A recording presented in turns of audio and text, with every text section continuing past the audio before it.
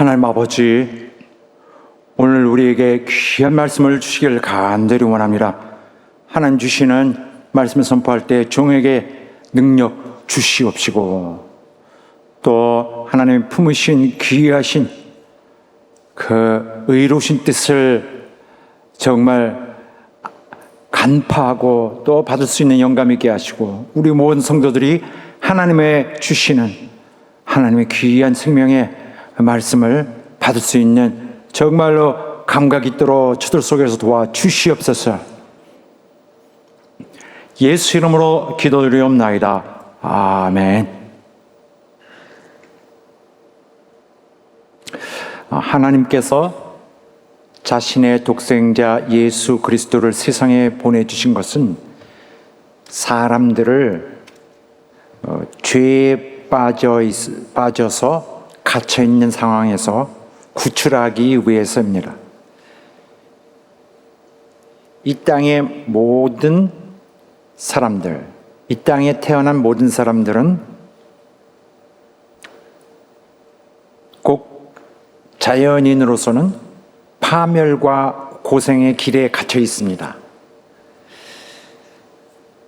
바로 인간의 본성적 죄의 성질로 인하여 이른바 파멸과 고생이라는 그러한 대단히 어둡고 저주스러운 굴레의 속을 계속 맴돌고 있습니다.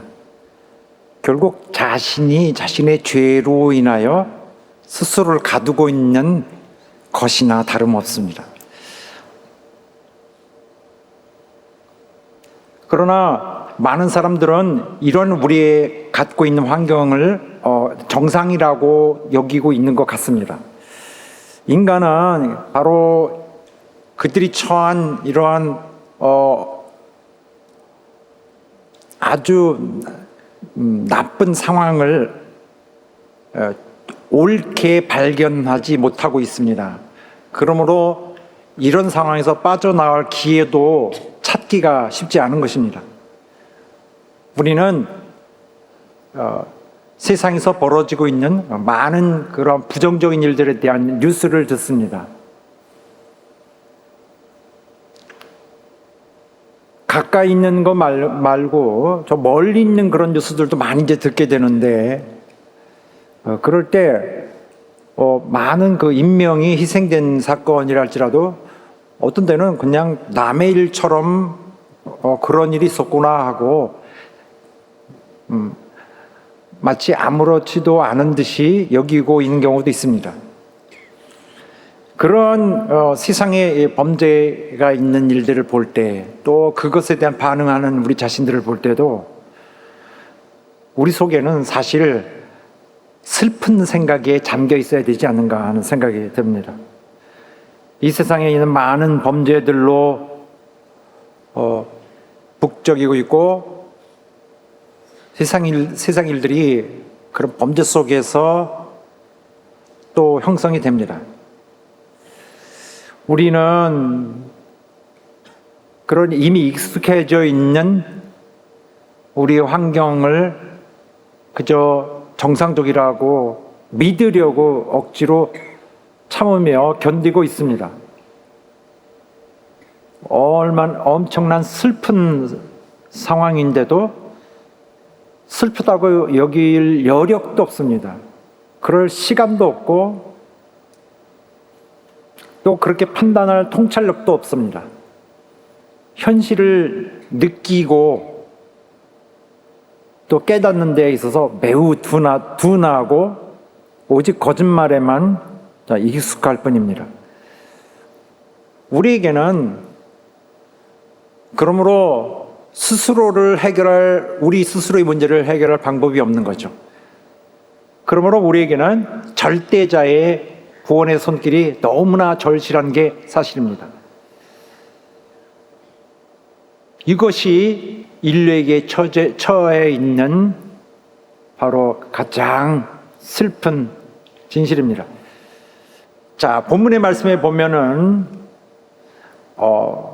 굉장히 놀라울 만한 그러한 우리 사실들을 그동안 접해왔습니다. 우리는 뭘까?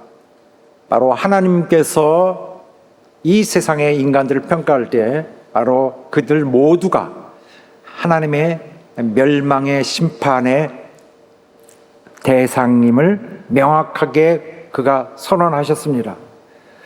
그리하여 이런 사실을 알리시면서 그가 계시의 선포를 주고 계십니다. 바로 그분이 보는 이 세상은 이미 정죄되어 있는, 그러니까 더 이상 그 자신들의 힘으로는 스스로를 구할 수 없는 상황, 완전한 영원한 멸망으로 치닫고 있는 존재라는 것이 밝혀지고 있습니다.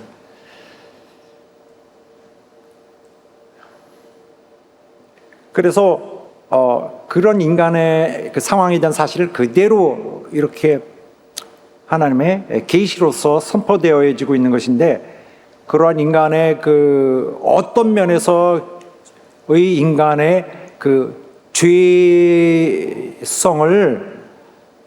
규명할 수 있느냐라는 문제가 있을 때를 생각해서 바로 굳이 이렇게 디테일된 항목들, 죄의 항목들을 소개하고 인류에게 알려주고 있습니다.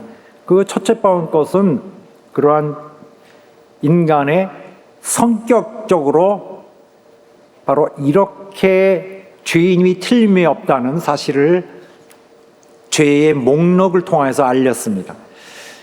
그 이후에는 인간이 말을 통하여 범죄할 수밖에 없는, 또 그 말해서 범죄하는 거 보니 죄인임이 틀림이 없다고 하는 사실, 인간이 죄인으로 기소된, 정죄된 사실에 대한 증거를 또 몇 가지 디테일로 살펴봤습니다. 오늘은 바로 그러한 인간을 기소하는 많은 13개 부분에 드리어진 이 기소 목록 중에 행실이라는 그런 어떤 카테고리로 넣어진 그런 사실들을 알립니다. 자연인의 이런 행실이 바로 죄의 내용이다. 바로 인간의 행실이라는 범위에서 첫 번째로 다루어지는 것은 바로 이 사실입니다. 기소 내용인 바 인간은 태생적으로 다른 사람을 살해하는 성질이 있다. 인간은 살인자라는 것입니다. 자, 인간은 다른 이들에 대한 그런 어떤 악의를 품고 미움을 갖고 저주하는 이런 것을 마음에만 품고 행할 뿐만 아니라 이에 더 나아가서 상황만 허락한다면 실제로 다른 이들의 목숨을 앗아가는 일도 얼마든지 감행하는 존재다. 즉 그러한 보편적인 성질을 갖고 있다라고 하고 있는 것입니다. 보편적인 본능적 기질이 있다라고 말하고 있습니다. 그래서 성경 말씀에는 이렇게 표현이 되고 있습니다. 그 발은 피 흘리는 데 빠른지라. 바로 인간의 본능적인 기질을 이렇게 말하고 있는데 굳이 설명 안 해도 됩니다. 벌써 사람의 행위를 이어가는 그 자체의 행실 전체를 말하고 있고요. 피 흘린다. 피에는 생명이 있다 그랬죠. 목숨을 앗아가는 것을 말합니다. 그리고 이 문체가 벌써 피가 막 뚝뚝 떨어지는 이 본문에 보면은 발이 피 흘리는데 빠른지라. 굉장히 아주 회화적으로 눈에 쉽게 보이는 것으로서 더 구체적으로 설명 안 해도 이 문장 자체가 많은 걸 말해줍니다. 빠른지라. 바로 적극적으로 누구의 피를 흘리는 데 있어서 매우 능동적이라는 것입니다. 일단 문제점은 인간들처럼 저렇게 포악하게 살인을 잘하는 존재도 이 땅에 더 없다는 것입니다. 아무리 짐승이 사납다 할지라도 뭐 아주 이름난 포식자라 할지라도 인간들만큼 심지어 자기 동족들을 저렇게 대거로 다수를 죽이지는 않는다는 사실이 있습니다. 물론 동물들도 필요에 의해서 배고픔을 해소하기 위해서 또는 어떤 경쟁자를 또 물리치기 위해서 일시적으로 그런 일들을 할 수 있지만은 인간들처럼 정말 상당히 뭐 계획적이고 또 야심을 채우기 위한 복수를 하기 위한 또 여러 가지 이유 또 탐욕을 만족시키기 위해서 이렇게 제도적으로 뭐랄까 체계적으로 그렇게 무수한 사람들을 한꺼번에 죽이는 일은 하지 않는다. 이 본문이 본질적으로 갖고 있는 것은 나타내고자 하는 것은 바로 우선적으로는 전쟁입니다. 전쟁에 의한 살상. 인간은 전쟁을 일으키는 자들입니다. 전쟁은 항상 있었어요. 지금보다 과거는 더욱더 많겠죠. 우리가 알 수 있는 그런 전쟁은 1차 세계대전, 2차 세계대전쟁이 있습니다. 아주 뭐 가까운 과거에 있었고 이보다 더 가까운 예로는 바로 한국 전쟁, 6.25 전쟁입니다. 세계 대전쟁 때 그 수많은 그 희생들을 여러분 기억하십니까? 정말 이루 말할 수 없이 많은 인명 피해를 봤습니다. 정말 대재앙이었죠. 한국 전쟁은 어떨까요? 한국 전쟁에도 많은 인명 손실이 있었습니다. 많은 생명이 그때 당시에 희생되었습니다. 얼핏 우리가 아는 그런 정보만으로도 최소한 200만 명의 사람들이 목숨을 잃었다고 것이 분명합니다. 최고로 400만 명까지 보는 추산도 있습니다. 너무나 많은 사람의 생명이 당시에 잃게 되었습니다. 전쟁이 그렇게 무서운 것이고 전쟁 때문에 많은 생명이 그렇게 무모하게 희생되는 것입니다. 전쟁은 계속 있고요. 지금도 있어요. 지금도 희생이 있을까요? 없을까요? 희생은 계속 일어나고 있습니다. 또 이 전쟁뿐만 아니라 전쟁에 약간 준하는 식으로 어떤 특정 어떤 집단에 의해서 어떤 정치적 목적으로 사람을 죽이는 경우도 많이 있습니다. 그것이 생명을 앗아가는 것이 됐건 또 뭐 이와 비슷하게 여러 가지 그 피해를 입히는 것이 됐건 간에 이런 일들은 항시 일어나고 있습니다. 역사적으로는 사람을 대학살을 통해서 많은 사람 인명을 한꺼번에 앗아간 일들이 수없이 많이 있고요. 또 특별히 그 유태인을 향한 그 대학살은 정말 인류가 두고두고 우리 자신들을 돌이켜보며 회개해야 될 문제인 것입니다. 우리 자신에 대한 진실을 정확하게 짚고 있었습니다. 최근에까지도 이런 일은 있습니다. 옛날 일들이 아니죠. 바로 얼마 전까지 이란에서도 자국민을 향한 대학살 같은 것들을 아무 마음에 꺼리낌 없이 행하고 있었고요.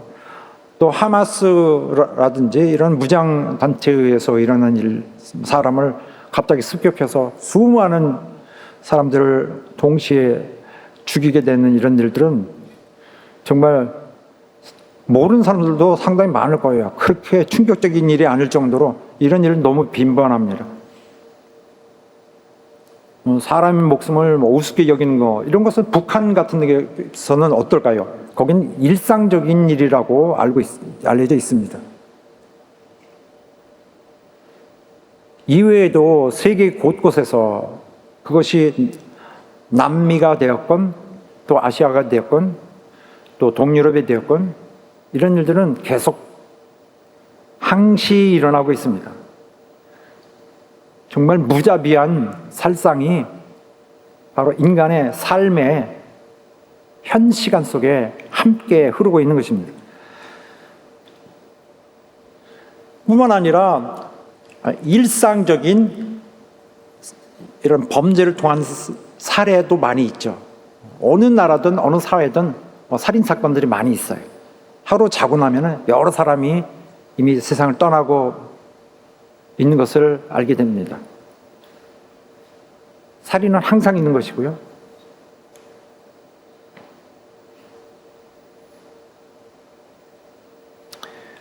또 여기서 우리가 잠시 생각해 보고 있어야 할 것은, 물론 로마서가 써져 있을 때는 당시 사회 상황을 너무 적나라하게 가장 우선적인 당장 말할 수밖에 없는 사실을 내놓고 있는 것이고요. 오늘 같은 경우는 세상에 살인이 많습니다 이렇게 말하지 않겠죠. 당시에는 바로 수만 년의 인류의 그 역사를 잘 대변하고 있는 것입니다. 옛날에는 이런 사람의 인권을 보호하는 이런 체제가 잘 되어 있지 않기 때문에 사람 죽이는 것을 너무 쉽게 해왔던 것이죠. 그 당시 사람들은 매일의 삶이 제발 오늘은 죽지 않기를 바라는 그러한 류의 느낌도 상당했을 것이라고 봅니다. 지금은 그러한 그런 식으로는 말을 안 하죠. 오늘은 나 이렇게 해서 직장이 이렇게 되겠는데 오늘 어떻게 삶을 어떻게 먹고 살까 이런 생각을 하겠지만, 당시에는 당장 생명을 잃어야 될 가능성을 걱정할 만큼 사람의 생명을 함부로 앗아가는 일들은 당시에는 훨씬 더 자주 발생하는 일이었고, 또 훨씬 더 일반인의 삶에 가까이 함께 존재했던 위협이었다라는 사실을 잘 알려주고 있습니다. 지금은 함부로 사람을 그렇게 해할 수는 없습니다. 약간 지금은 국제적 눈치도 봐야 되고, 또 이런 세상은 정보가 너무 빨리 나가기 때문에 그러한 대학살 같은 범위에 드는 그런 것들은 공개적으로는 피하려고 하는 그런 눈치가 있습니다. 그러나 그렇다고 해서 사람의 이런 살인하는 성질이 없어지는 것은 아닙니다. 다만 다른 형태의 것으로 변환되어서 그러한 살인을 쏟아야 될 그런 에너지를 다른 식으로 분출하고, 또 살인으로 해결해야 됐던 것을 다른 식으로 해소하는 것이 뿐이죠. 오늘날도 기회가 있다면 사람들은 여전히 그러한 기질에 따른 그런 살인의 행위를 계속하게 될 것입니다. 그러므로 인간에게는 그 성질이 없어진 것이 아니고 언제나 도사리고 있기 때문에 그야말로 굉장히 무서운 사회에서 살고 있는 것입니다. 그래서 어떤 특정 집단에 의한 많은 군중을 상대로 한 조직적 학살 같은 것은 잊혀져 버린 일, 옛날에 그런 일이 있었다든지 어쩌다 발생한 일이라든지 이런 것이 아니라 현실적으로 항시 가능한 위협으로서 우리 삶 속에 존재하고 있습니다. 상황에 오면은 언제든지 어떤 사람들이 돌변하여 살인 집단으로 변할 수 있다는 것을 우리는 누누이 확인해 왔습니다. 이 땅에 있는 그런 사람들의 역사를 우리가 접하면서 두루두루 잘 봐왔기 때문에 우린 긴장하지 않을 수가 없고요. 이런 일들에게서 우리를 보호하기 위해서는 대비태세를 철저하게 갖는 것은 선택적이 아닙니다. 완전히 필수적이고요. 자기를 잘 이해하여 스스로를 보호하는 태세를 갖추지 않으면 반드시 희생이 될 것입니다. 지금도 일어나고 있는 것이거든요. 지금도 유럽에도 또 이런 아프리카, 남미, 매일의 삶에서 일어나고 있고요. 아주 가까이 있는 바로 북한에서도 꾸준히 발생하고 있습니다. 물론 이 땅의 대부분의 사람들이 그런 극단적인 잔혹성을 나타내지는 않습니다.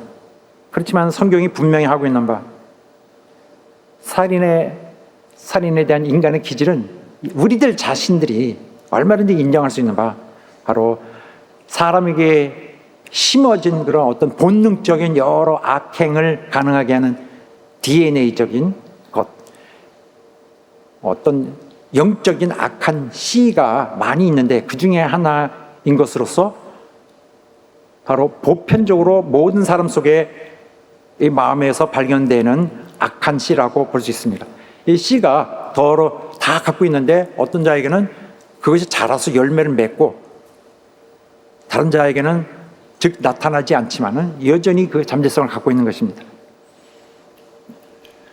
자, 행실로 나타나는 인간의 그 죄된 모습, 기소된 그런 기소 내용은 다음번으로는 파괴성, 인간의 갖고 있는 보편적 파괴성입니다. 사람이 자기 그 이기적이고 탐욕적인 목적을 이루려 할 때 살인으로 이루는 경우가 있지만, 만약 그런 경우가 할 수 없다면은 다른 수단으로 얼마든지 할 수 있게 되는데, 바로 어떤 그런 집단적 대학살 같은 것은 아닐지라도 다른 방법으로 자비 없는 무자비한 폭행을 가한 그런 폭행을 통하여 목적을 이루려는 것은 항상 일어납니다. 일상적으로.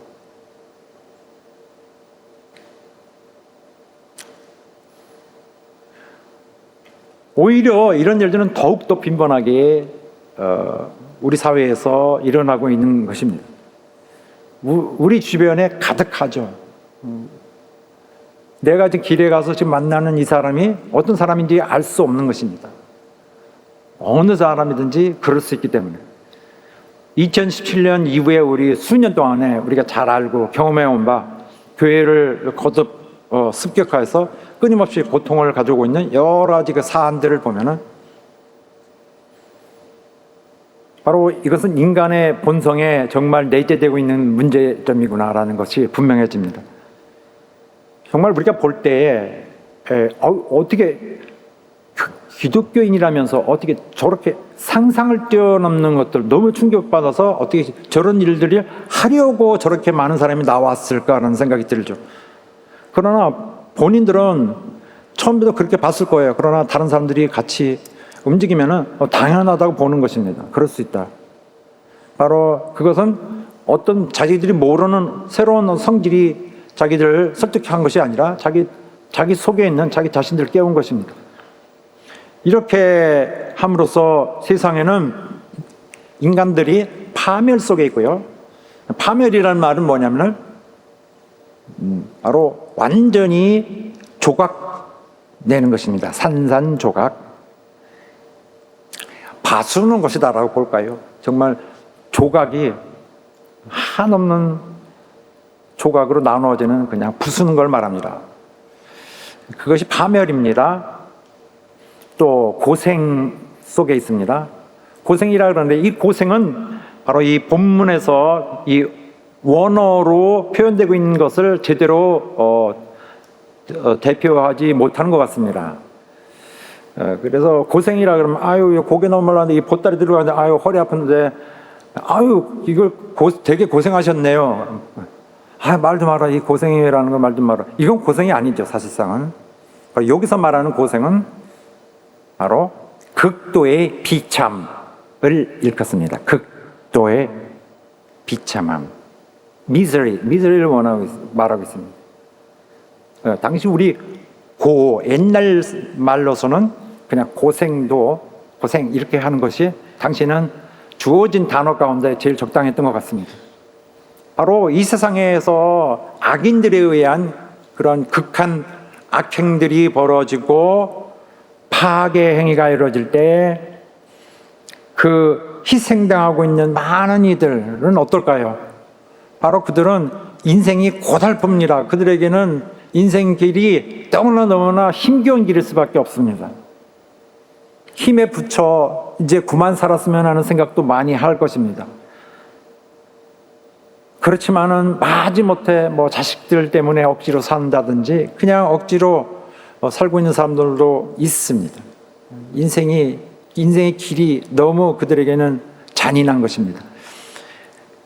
그런데 특이하게도 본문이 말하고 있는 것은 그런 어떤 악행의 의한 희생자들에 대해서 말하는 것이 아니라 또한 바로 그런 희생을 만든 가해자, 이런 폭력적 행위를 집행한 자, 파괴를 행한 자에게도 함께 말하고 있는 것입니다.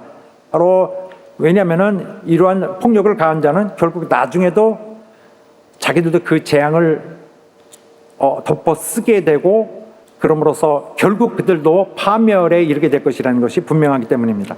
자, 언제 그렇게 될 것인지는 우리는 잘 모릅니다. 자, 악인들도 자신이 범하는 범행을 통해서 바로 다른 인생들에게 그 치명적 재앙과 불행을 이제 또 맡기지만은, 그런 사악한 범죄를 이루는 데 있어서 자기들의 생각은 어떨까요? 이런 범죄를 행함에 있어서 자기들도 이러한 이 행위 속에서 행위를 거듭하면서 자신의 모습을 보고, 이 자신들의 모습이 이 썩어가는 벌써 악취가 나고 있는 이 모습에 대해서 희열로 자신을 반응하기보다는 어떨까요? 마음에 벌써 음산함이 가득한 그런 그 무거운 공기로 가득한 그 먹구름이 충만한 그런 마음속에는 상쾌한 기분이라는 건 없을 것입니다. 결국 어느 날 그들에게 최후의 공포의 심판이 올 것을 알고 무서운 처벌이 그들에게 들이닥치리라는 것을 제대로 알게 되길 바랍니다. 왜냐하면 그런 일은 반드시 오게 되는데,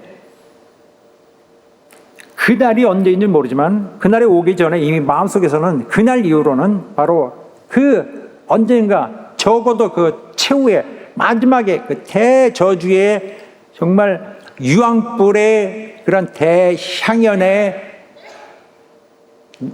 날에 대한 예고하는 전주곡이 이미 마음속에서 흘러나오고 있다. 고통은 이미 그 순간에 시작되고 있다. 그래서 결국 인생은 악을 행하는 자나 또 그 악행에 의하여 피해를 보는 자나 양쪽으로 바로 파멸의 능력과 효력이 남기는 그러한 엄청난 위력에 억눌려 지쳐 있다. 또 어떤 이는 아픔을 견뎌야 하고, 어떤 이는 그 처벌의 확실성에 대한 혹은 가능성에 대한 공포를 동시에 견뎌나가는 양쪽이 느끼는 고통의 길이다. 양쪽 사람들에게 있어서 평탄하고 평안한 길은 아니다. 결국 동료 인간에 대한 파괴의 행위는 결과적인 해를 이 땅에, 이 사회에 불러온다. 가해자 그리고 희생자 양쪽으로 올 뿐만 아니라 바로 인간의 파괴성은 또 다른 파괴성을 가능케 하는 어떤 그런 유도하는 하나의 유도장치로 또 역할을 하고 있다. 그래서 이런 파괴 행위는 모두에게 불행한 것이다. 누구에게요? 모든 자연인에게. 자, 본문의 말씀에 이제 그 길이 있습니다. 파멸과 고생이 그 길이 있어. 어떤 길이에요? 바로 그 전절에 나오는 그 발은 피 흘리는 데 빠른 자라. 그 발이 걷고 있는 그 길이죠. 그러니까 성경은 그 길이 굉장히 암울하고 매우 어둡고 매우 처절할 만큼 불행한 길로 보고 있는 거예요. 인류들은 악인들이나 희생자나 같이 비참한 길을 위해 계속 갇혀 있어서 맴돌고 있다. 이 사회에서는 현대 사회에서도 고의적 파괴 행위를 하는 사람들이 버젓이 막 그들의 일을 자행하고 있습니다. 자기만 잘 살겠다는 그 이기적 욕심과 그런 탐욕을 가지고 악의적 수단으로 자기들의 목적을 이루려고 다른 사람들의 행복을 깨고, 또 사실 진실하게 정직하게 가치 있는 노력을 통하여 삶을 일구어 가려는 사람들의 꿈을 한순간에 무너뜨리고 파괴하는 자들이 굉장히 많습니다. 바로 이런 자들은 겉으로는 좋은 말 해가지고 귀가 솔깃하게 하죠. 하지만 그들 그렇게 사람들 선동하면서 자기 속마음으로는 뭐 할까요? 어떤 생각이 들까요? 이 사람들을 다 어떻게 파괴할까 하는 그런 파괴를 꾀하고 있습니다. 물론 본인들도 이런 행위들을 하면서 자신들의 행위가 옳은 행위가 아니다라는 것, 잘못됐다는 것을 알고 있습니다. 그러나 겉으로는 절대 인정 안 하고요. 이 마음에서 어느 정도 이렇게 수면 위로 올라올 것을 절대 허락하지 않죠. 아니다, 괜찮다라고 자꾸 억누르고 있는 것인데, 바로 이런 상황에서 이런 자기들이 행하는 파괴 행위에 대한 모든 그 형벌은, 그 대가는 자기들이 치러야 된다는 사실을 아마 예감하고 있을 것입니다. 지금 당장으로는 그들이 꾀하고 있는 이럴 일들에 대해서 일이 이루어질 때 즐거워할지도 모르겠지만은, 그 목적은 달성할 수 있지만은 사실은 그들은 더욱 비참한 그런 흙탕물 속에서 잠시의 그 여유를, 잠시의 그 소득을 누리고 있는 것입니다. 또 그다음에 바로 다음번 기소 내용은 평강 없음입니다. 어떤 행실로 범하는 그런 행실로서 바로 인간의 죄성을 말해주고 있는 기소된 사실, 정죄된 사실은 바로 그들이 평강 없다는 것입니다. 평강의 길을 알지 못하였고, 본문의 말씀에서 뭘 말하고 있을까요? 평강의 길을 알지 못하다. 평강이 좀 부족하다. 평강이 좀 결핍돼 있다. 물론 이것도 부분적으로 맞다고 볼 수 있는데, 본문이 말하려고 하는 것은 그건 아니고, 인간이 오히려 그 반대로 평강이 결핍화해서 평강을 사모하고 있는 것이 아니라 오히려 평강을 떠나 있으려고 하는, 평강을 벗어나려고 하는 인간의 근본적 그런 성향에 대해서 말하고 있는 것입니다. 즉 자신이 평강을 떠나려는 생각으로 능동적으로 또 주도적으로 평강의 길을 일부러 기피해 가고 있다는 사실을 말하고 있는 것입니다.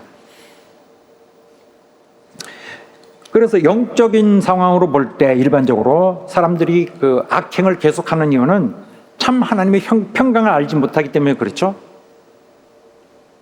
진짜 평화, 진짜 평강이 뭔지를 모르고 있으니까, 또 주어져 약속되어 있지도 않으니까, 그들이 갖고 있을 때는 그 유사한 것으로 그냥 스스로 누리는 대로 것으로 만족해야 될지도 모르겠습니다. 오늘의 우리가 바로 이 세상 이전의 사람들, 그 역사, 로마서 쓰여질 때 당시 사람들에 비교하자면은 사회적 제도로 많이 이런 살인이라든지 이런 파괴적인 일들은 다소 1차적으로는 많이 발생하지 않도록 보호되는 것들이 있겠지만은, 이 땅에 있는 그걸 다 써버려야 되는 그 악의 그런 에너지는 여전히 다른 부분으로 쓰여지고 있고요. 평안하다라고 말하는 자들 우리의 말에 움직여서 상대적으로는 평안한 것 같은데 하고 느낄 뿐입니다. 참된 평강은 참으로 그렇게 느껴지는 것은 있지 않고요. 평강이다라고 상대적인 느낌으로만 평가를 하고 있는 것입니다. 우리나라 어떻습니까? 우리에게는 이런 조금만의 행복이라도 대단히 중요한 것입니다. 우리나라는 지난 70년간 진짜 평강, 참 달콤한 평강을 갖고 있었습니다. 우리는 이 아름다운 평강 누려왔습니다. 하나님께서 우리를 축복하셔서 우리는 하나님의 은혜를 받은 그런 특별한 국가, 특별한 민족으로서 많은 평안을 누려왔습니다. 그러나 이것은 영원한 것은 아니죠. 영구적 평안이 아니었고요. 바로 역사는 이 사실을 분명히 말해주고 있고, 우리에게 70년간은 너무너무나 소중한, 정말 하나님과의 허니문을 함께한 그런 시간이었습니다. 그러나 마귀는 쉬지 않고요. 하나님이 베푸신 것을 다시 되돌리려고 하고 있습니다. 그런 상황에서 우리가 하늘에 주신 축복을 붙들지 못하고 손에서 그냥 떠나가도록 내버려게 된다면 우린 그것을 스스로가 가치 있게 여기지 않고 버리는 것과 마찬가지입니다. 그렇게 되면 어떤 일이 벌어질까요? 바로 우리는 돌이킬 수 없는 바로 저주의 시대로 빨려 들어가게 되고 말 것이고, 손에는 온칙 한 장짜리 원웨이 티켓만 들고 되돌아오지 못할 길을 가게 될 것입니다. 이 땅에 인간이 누릴 수 있는 평강은 정말 그러한 세상식의 평강이라도 너무나 부족하지만은 부족한 것도 너무 소중한 것들이 많습니다.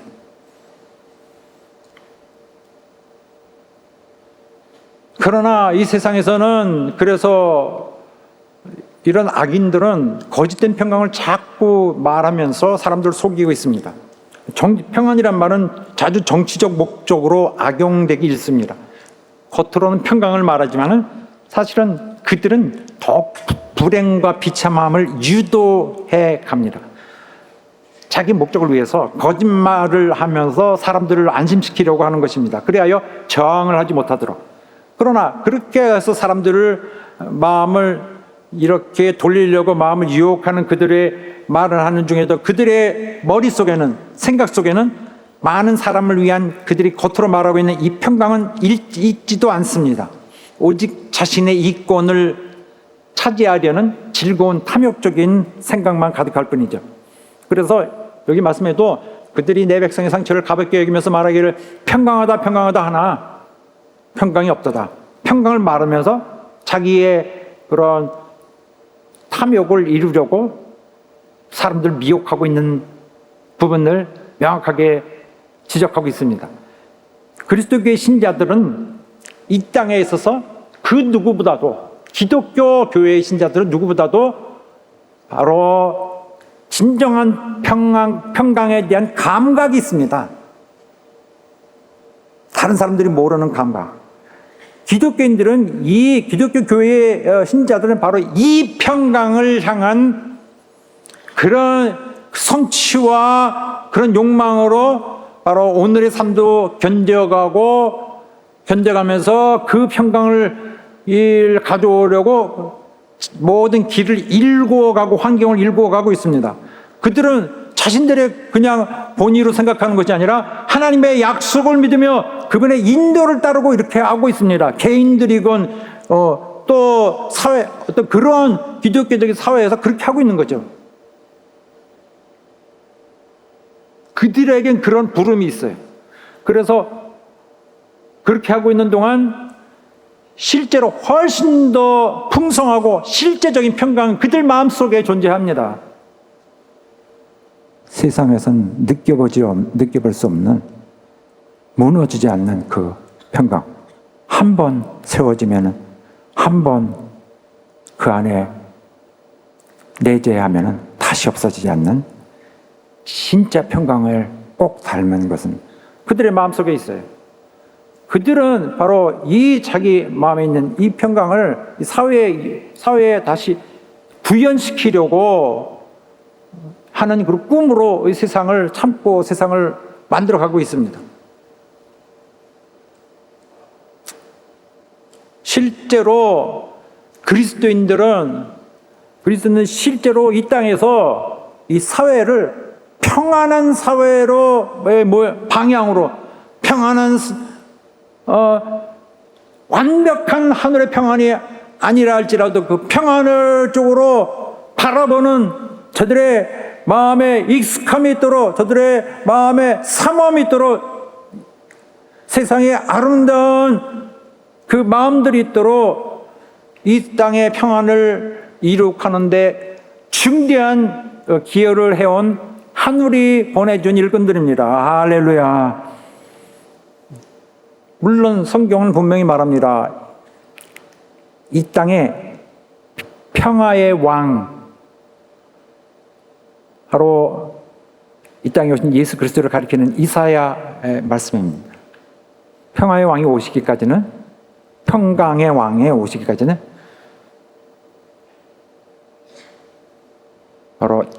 평안은 이 땅에는 없을 것이다.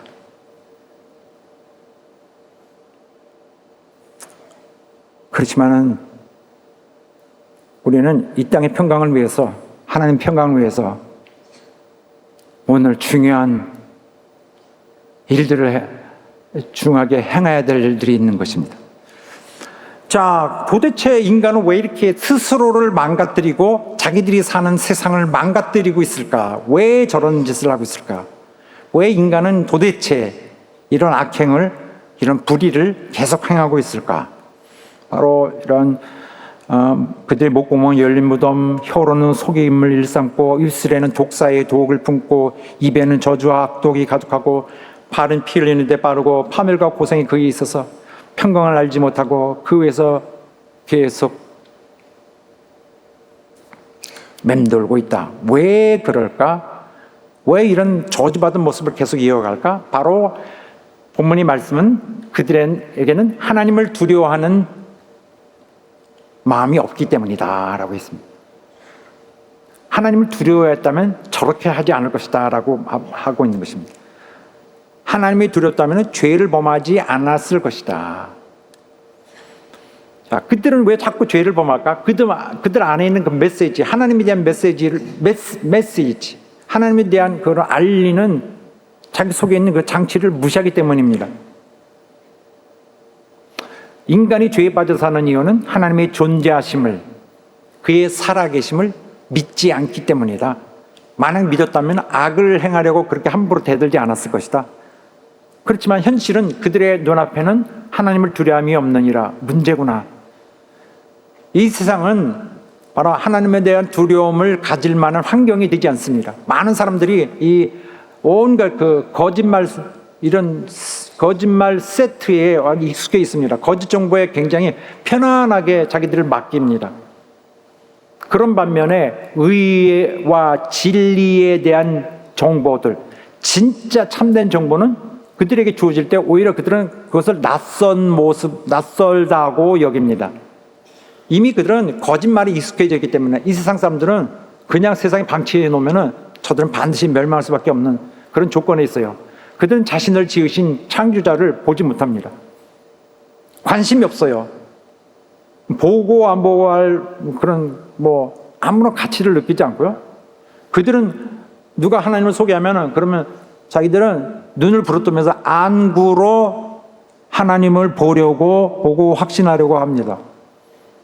또 그들은 고막의 떨림을 통하여 하나님의 존재를 직접 확인하고 하기를 원합니다.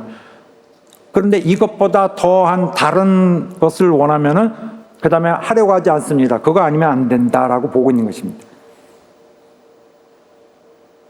그런데 하나님은 이런 망막이나 이런 고막으로 발견하는 분이 아니라 마음으로 뵙는 분, 마음으로 만나는 분, 마음으로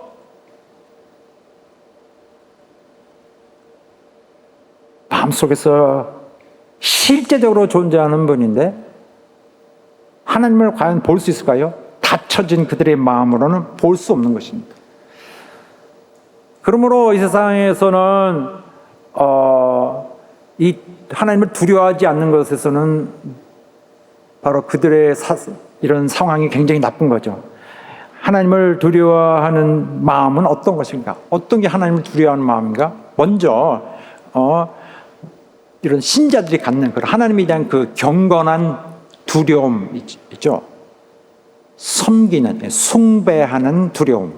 하나님에 대해서 그분의 능력, 그분의 영광, 그분의 위엄, 그분의 위대하심, 거룩하심 이런 거 볼 때 그분의 감히 그분에게 앞에 고개를 들 수 없는 참 그분에 대한 진정한 두려움이 저절로 그들 앞에 마음속에 생겨나서 그분의 앞에서 무릎 꿇게 되는 바로 그런 마음의 두려움이고요.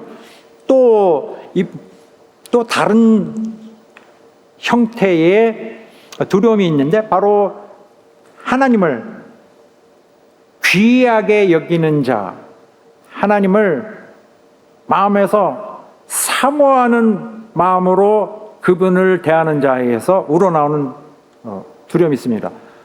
자, 경건한 두려움, 바로 이 숭배하는 두려움은 모든 영적 지혜의 시작입니다. 지혜라는 건 세상적 지혜, 숫자에 능하고 이런 한쪽 감각에만, 세상에서 똑똑하던 사람만 갖고 있는 이런 감각이 너무 이쪽에만, 한쪽에만 있어서 발달한 이런 게 아닌 영적 감각은 인간의 서 있는 자신의 모습과 자신의 주변과 자신에게 주어진 세계를 볼 수 있는 그 더 열려진 진짜 참 진리를 볼 수 있는 눈이죠. 그런 눈이 닫혀 있다면은 이 세상에 똑똑한 머리가 그 사람을 결코 돕지 않을 것입니다. 먼저 사모하는 마음에서 나오는 두려움을 소개하기 좀 또 보면은 하나님을 귀하게 여기는 마음. 여러분 어떤 자기가 사모하는 사람이 있어요. 섬기는 정말 마음으로 애틋하게 흠모하는 분이 있다고 합시다. 그분이 나오면은 잘 있었어요? 다 어땠어요? 이렇게 합니까? 아니죠. 뭐 어떻게 할 바를 모르고 너무 조심스러워서 막 얼굴이 막 뜨거워지고 그래서 얼굴 보지 못하고 쓱 쳐다보면 딴 데 쳐다보고 자기는 그냥 흠모하는 거잖아요. 어떤 마음을 갖고 있을까요? 이분이 잘 되기를 원해. 부디 이분이 하시는 일은 다 성공하기를 원해. 이분 마음이 기쁘기를 원해. 이분이 하시는 일에 대해서 그분이 성공을 누리시기를 잘 원해. 또 여기에 더하여서 아무쪼록 혹시 가능하다면 나는 그분께 좀 가까이 있기를 원해. 나는 그분을 계속 흠모할 수 있고 그분을 지원할 수 있고 그분을 칭찬할 수 있는 그런 가까운 곳에 내가 있기를 원하고, 아무쪼록 그분은 나를 기억해 주길 원해서 내게서 나를 버리시거나 나를 멀리 떠나지 않기를 바래. 그분이 나를 기억한다는 것 자체가 나에게는 정말 진지한 소원이야. 누가 보면 너무 소박하다고 보겠지만 나에겐 너무 진지한 소원이야. 이게 사모하는 마음에서 나오는 두려움입니다. 그런 종류의 두려움은 바로 이 고넬료의 경우에도 나온 것 같아요. 사도행전을 보면은 고넬료가 경건하여 온 집안과 더불어 하나님을 경외하며 백성을 많이 구제하고 하나님께 항상 기도하더니 이 사람 구원받았습니다. 하나님 친히 저를 사람들을 불러서 구원시켰습니다. 베드로가 나중에 이 사건을 보면서 입을 열어 말하되 내가 참으로 오늘에 와서야 하나님은 사람을 외모로 보지 아니하고 각 사람 각 나라 중 하나님을 경외하며 의를 행하는 사람은 다 받으시는 줄을 깨달았도다. 이 사람은 유대인이 아니에요. 이 사람이 이방인인데 이방인인데 멀찌감치서 이렇게 기독교인들을 보면서 유대인들을 보면서 그들이 자기 하나님을 섬기고 있는 것에 대해서 되게 부러워해. 자기는 그 사람들은 하나님을 섬길 수 있는 권리가 있지만 자기는 이방인인데 뭐예요? 그런데도 멀리서 저 사람들 유대인의 하나님을 향해 기도하고 하나님을 흠모하고 존경하고 저 이스라엘인이라는 것을 부러워하고 있어요. 적어도 그들의 하나님에 대해서는 철저하게 경건한 경외하는 마음을 갖고 있어요. 이것이 바로 사람을 구원으로 이끄는 두려움입니다. 하나님이 절대 버리지 않을 자, 절대로 하나님이 포기하지 않을 자죠. 또 이 베드로의 경우는 어떻습니까? 바로 예수께서 부활하시고 제자들 앞에 나중에 나타나셔서 디베랴 바다에서 나타나셔서 그들 앞에서 생선을 먹으시면서 그가 살아나셨다는 사실을 증명해 보이는데 아무도 당신은 누구시오 하고 말하는 사람이 없어요. 전부 그를 알고 있습니다. 그런데 말을 붙이는 사람이 없어요. 모두가 조용히 아무 말도 못하고 그저 멀찌감치서 주님을 기다리고 있을 뿐입니다. 당신이 누구냐 감히 묻는 자가 없도다 하였습니다. 물론 그들은 주님이 고난받으실 때 떠났던 그런 잘못이 있어요. 그러나 그들은 왜 저기서 그러고 있었을까요? 주님을 사모하기 때문에 사모하는 두려움으로 있었던 것입니다. 또 베드로가 주님이 같은 질문을 하시니까 내가 나 사랑하느냐 하니까 또 주님 아시잖아요. 정말 주님을 두려움으로 사모하고 있었습니다. 바로 이러한 것이 가장 이상적인 그리스도인의 하나님을 향해 갖는 두려움입니다. 저들은 하나님이 기뻐하시는 일을 하기를 원하고요, 하나님이 싫어하시는 일을 하지 않으려고 노력합니다. 하나님이 싫어하시는 일을 했을 때 자기들은 너무너무 후회합니다. 우리가 형벌을 의식하는 두려움에서 보겠는데, 하나님을 두려워하는 것은 하나님이 형벌하실 수 있는 분이라는 사실 때문입니다. 기본적으로. 그러기 때문에 그분을 두려워하고 공포를 갖는 것인데 나쁜 게 아니에요. 하나님은 심판자로서 우리가 당연히 두려워야 될 중요한, 그것은 우리에게 되게 중요한 필수적인 두려움입니다.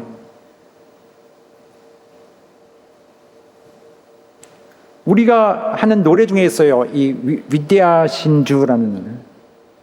그 가사를 보면 빛나는 왕의 왕, 영광의 주님, 온 땅 기뻐하라. 이 노래가 있는데, 빛나는 왕의 왕, 영광의 주님, 온 땅 기뻐하라, 온 땅 기뻐하라. 광채의 옷 입고 어두움 물리쳐 저 원수는 떠내, 저 원수는 떠내. 영원한 주의 주, 시간의 주관자, 알파와 오메가, 주의 어미와 주의 위대함과 주의 크신 영광이 드러나잖아요. 삼위 하나님, 아바, 성령, 예수, 사자와 어린 양. 성경이 말하던 그분, 사자와 어린 양. 위대하신 주, 찬양의 위대하신 주, 모두 알게 되리라. 위대하신 분, 모든 이름에 뛰어나신 그 이름 다 찬양하자. 위대하신 주. 우리 찬양 왜 합니까? 그런 사실을 몰라서가 아니라 그 크신 분, 두려워할 분, 두려워하지만 자랑할 분, 우리 모든 이 잘못된 것과 악과 불의와 모든 슬픔과 저주와 사망과 모든 부정적인 것을 다 멸하시고 하나님 것으로 대신 이 세상에 바꿔주실 분, 우리에게 하나님의 옷으로 입혀주고 하나님의 나라로 우리에게 제공해주고 하나님의 영원한 행복을 우리에게 주려고 하는 그 능히 할 만큼 크신 능력이 있는 그분, 그만큼 그 위대한 그 위엄이 그 자체로 증명하는 창조주, 영원한 하늘의 주. 형벌을 내릴 수 있는 자, 모든 불의를 그가 멸하시리라. 모든 죄인을 그가 멸하시리라. 그러므로 난 죄 짓지 말자. 믿는 자들도 일정량의 그 두려움을 갖고 있어야 돼요. 그런 두려움은 신자로 하여금 범죄를 하지 않도록 많이 역할을 합니다. 여호와를 경외함으로 말미암아, 여호와를 경외하는 이유로 인하여 악에서 떠나게 되느니라. 당연하죠. 여호와를 또 경외하는 것은 악을 미워하는 것이라. 너무나 당연하지. 하나님은 교만과 거만과 악한 행실과 패악한 입을 미워하느니라. 그를 사모하는, 또 그 심판을 두려워하는 자들은 마찬가지로 교만과 거만과 악한 행실과 패악한 입을 미워하게 될 것입니다. 하나님이라고 해서 무조건 사랑이 넘쳐서 사랑만 베푸시는 것이 아니라 사람을 정말 사랑한다면, 자기 자식을 정말 사랑한다면 벌을 줄 때도 있어요. 하나님이 신자를 체벌할 때가 있습니다. 일종의 징계죠. 더 나쁘게 되지 않기 위해서. 이런 일은 사도행전에 보면 빈번하게 일어났습니다. 바로 아나니와 삽비라가 그 경우인데, 얼마나 혹독하냐면 그들의 부부의 목숨을 한꺼번에 취하시는 경우였으니까. 그 외에도 성경에 보면은, 고린도서에서도 보면은 바로 교회의 일부 신자들, 같이 그냥 교인인데 하나님이 저의 목숨을 앗아가신 일이 있고요. 또 병을 주신 일도 있습니다. 그가 징계하시는 일은 어쩌다 있는 일이 아니라 하나님께서 언제든지 하실 수 있는 일입니다. 그리스도인들은 하나님을 사모하는 마음으로 하나님을 정말 두려워해야 그것이 가장 좀 이상적이지만 꼭 그렇지 않더라도 또 그렇지 않더라도 두려움을 갖고 그런 그가 형벌하실 것에 대한 두려움을 갖고 하는 것도 절대적으로 필요합니다. 동시에 있어야 돼요. 그럼으로써 신자는 죄에서 자기를 보호하고 멀리하려는 이런 의지를 갖게 됩니다. 그러나 불신자들은 어떨까요? 불신자들은 정말 공포를 가져야 돼요. 하나님에 대해서. 불신자들은 하나님을 사모하고 뭐하고 할 그런 동기 자체가 없으니까 그들은 하나님의 그 위대하신 하나님을 발견해야 되고 하나님에 대한 두려움을 가져야 됩니다. 가장 정말 극단적인 그런 어떤 차원에서 그분의 심판의 그런 공포스러운 그 내용을 알아야 됩니다. 하나님은 성경에도 보면요, 소돔과 고모라 멸하셨죠. 이건 어쩌다 있는 일이 아니라 또 홍수로 세상을 멸하셨고요. 또 애굽 군대들, 이스라엘을 쫓아오는 그 광야로 쫓아 나와 그들을 데려가려고 하는 그 이스라엘 애굽 군대를 다 물에다 넣어서 다 죽이셨고요. 또 그 모세가 하나님의 그 계명을 시내산에서 받고 있는 동안에 밑에서 이방 우상을 만들어서 섬기던 그들을 그냥 수천 명을 한순간에 다 멸하여 버렸습니다. 또 성경에 보면요, 누가복음에 보면은 어떤 사람 갈릴리 사람이 바로 자기들의 피를 바로 이 희생의 그 제사 피와 섞은 일이다. 얼마나 이스라엘 사람이 정성화에서는 정말 너무나 무서운 사건이 일어난 거죠. 또 거기에 예루살렘에서 망대가 떨어져 죽은 18명 사람들, 이 사람들을 보면서 저 사람들 되게 악했나 보다. 하나님이 저들을 멸하신 거 보니까 주님께서 뭐라 그러셨어요? 예수께서 저 사람은 특별히 더 사악한 것이 아니다. 너희도 망할 수 있다. 언제든지. 저들만 더 악한 게 아니라 그거 상관없다. 너희도 마찬가지다. 회개하지 않으면 저렇게 된다. 그래서 하나님은 어떤 자를 벌하지 않는 것은 어떤 자는 벌하고 다른 자는 그러지 않는 것은 우리는 알 수 없는 것입니다. 그러나 언제든지 하나님 개입하셔서 하시는 일이고, 신자들 가운데 자기 어떤 일이 일어났을 때 이것은 하나님이 주시는 나를 회개케 하려고 하시는 것인가 보다. 이런 일들이 항상 있는 거예요. 이게 그리스도인의 것이에요. 이런 것들이. 더 악한 자가 되지 않게 해서 하나님 체벌을 통하여 저 사람을 구원하시려는 생각이 있는 것입니다. 그러나 그 사람들 내버려 둔다면은 하나님은 저 사람을 구원할 생각이 아예 없다는 거 그렇게 봐야 됩니다. 사랑하는 여러분, 우리가 결론적으로 이렇게 생각할 수 있어요. 인간의 이상한 습성이 있죠. 결국 이런 악한 일들을 많이 하게 되는 거는 결국 하나님을 존중하지 않고 하나님을 두려워하지 않는 마음에서 다 일어나고 있는 것입니다. 정말 사람은 그 대신 하나님을 두려워하지 않는데 엉뚱한 걸 두려워합니다. 벌레 같은 거 그런 이렇게 더러운 거 이런 걸 더 두려워하고 또 사람을 두려워합니다.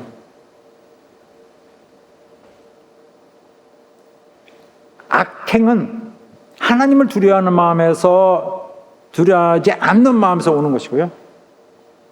바로 하나님 두려워하지 않기 때문에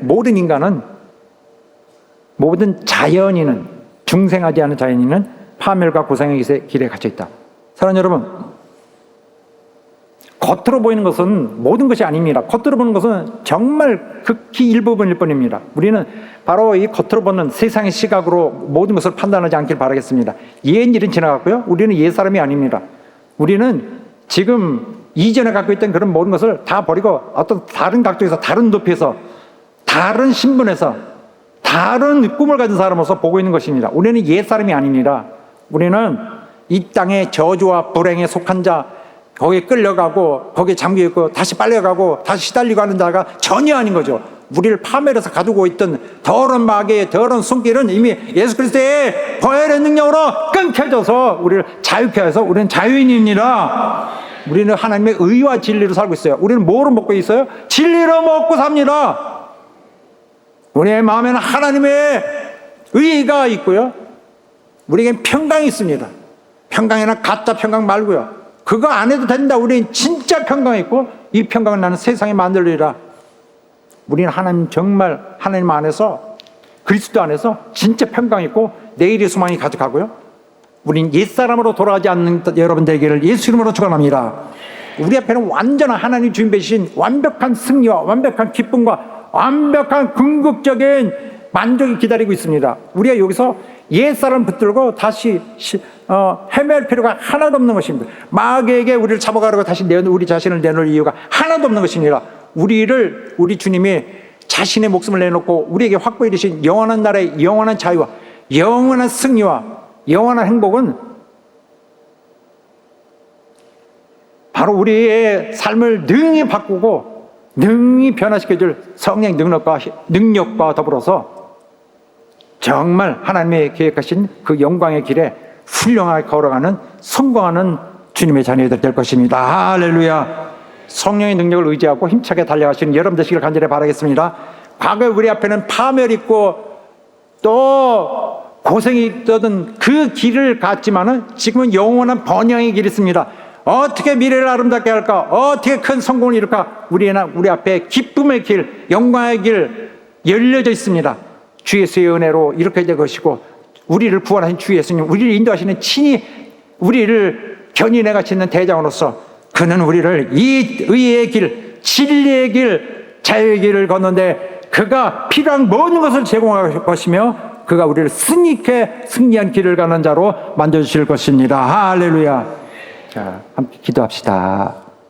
자, 기도할 때 하나님, 우리는 더 이상 옛사람이 아닙니다. 이제는 옛처럼 그 파멸과 고생, 어두운 길을 가던 자들이 아니라 완전히 모든 것이 달라졌습니다. 다시 돌아가지 않을, 우리는 하나님의 자녀의 신분을 가진 자들, 주께서 우리에게 제시하신 길을 갈 것입니다. 우리 모두 회개한 자로서 다시 돌아가지 않을 것입니다. 우리를 붙들어 주시고 우리를 역사하시고 우리를 감동하여 주시옵소서. 다 같이 합심하여 기도하겠습니다. 하나님 아버지, 우리를 역사하시고 인도해 주시길 원합니다. 주께서 우리를 그 은혜로 인도해 주시길 간절히 원합니다. 하나님이여, 우리 옛사람으로 돌아가지 아니하고 오늘 우리를 통해서 이루신 하나님의 그 크신 은혜의 결과들을 정말 영원토록 누리기 원합니다. 오늘 우리에게 주어진 모든 시간들, 우리에게 주어진 모든 기회들, 우리에게 주어진 모든 작은 평안들 우리에게 소중합니다. 영원한 나를 위한 확신을 가지며 정말 의와 진리와 정말 하늘의 평강을 위하여 힘쓰게 하여 주시옵소서.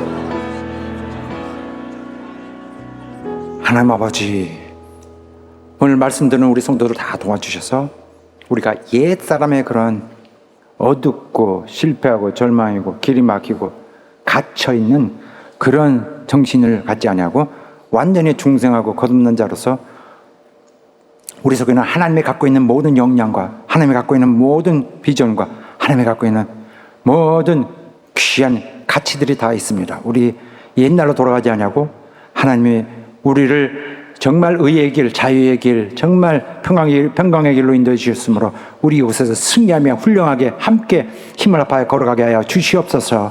예수 이름으로 기도합나이다. 예수께서 우리를 구원하시고 그는 우리를 매일 인도하십니다. 우리 삶에서는 내가 나를 주도하여 가는 것이 아니라 우리는 주님이 우리 안에서 인도해 가시고요, 주님은 우리의 모든 것이고요, 우리 생명의 진짜 근원이시고요, 우리 삶의 정말로 참 이유이신 분입니다. 다 동의하시면 일어나셔서 함께 고백하겠습니다.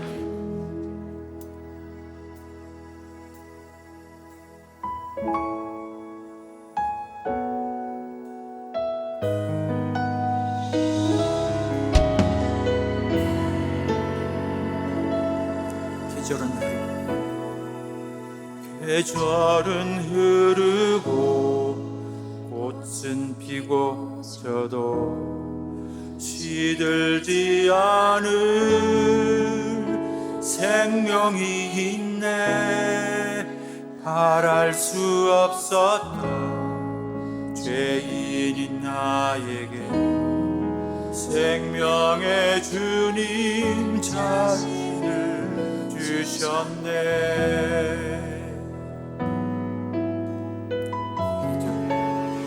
계절은 흐르고 꽃은 피고 져도 시들지 않은 생명이 있네. 바랄 수 없었던 죄인인 나에게 생명의 주님 자신을 주셨네. 나의 삶은 내 주 예수의 것이니 내 생명 다해 예수로 살리. 내 모든 것 내 주 예수의 것이니 내 전부 대신 예수로 살리.